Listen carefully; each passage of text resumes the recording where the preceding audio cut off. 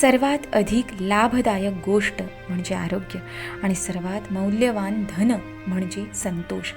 या संतोष वृत्तीचा अर्थ दीनपणा किंवा परिस्थिती पुढील शरणागती नव्हे, कारण तसा अर्थ करणे बुद्धाच्या शिकवणुकी विरुद्ध आहे.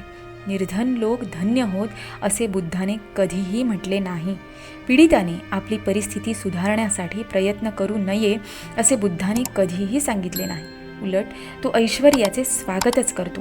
दीनपणे प्राप्त परिस्थितीत खितपत पडण्यापेक्षा वीर्याने म्हणजे उत्साहपूर्वक प्रयासाने ती परिस्थिती बदलण्याचा तो उपदेश करतो. माणसाने अमर्याद अशा लोभाच्या अधीन होऊ नये.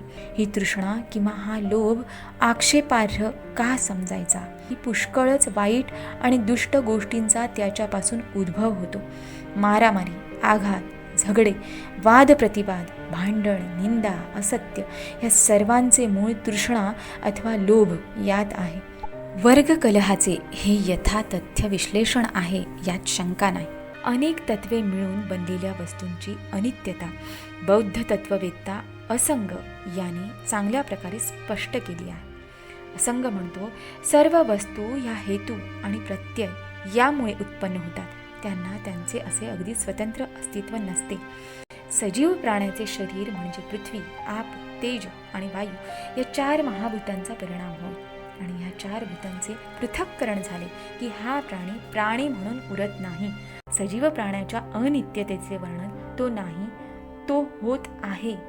बीइंग इज बिकमिंग या शब्दात करता येईल. ह्या अर्थाने पाहिले असता जो प्राणी भूतकाळात जीवन व्यतीत करीत होता तोच प्राणी वर्तमान काळात असू शकत नाही आणि तोच प्राणी भविष्य काळात असू शकणार नाही.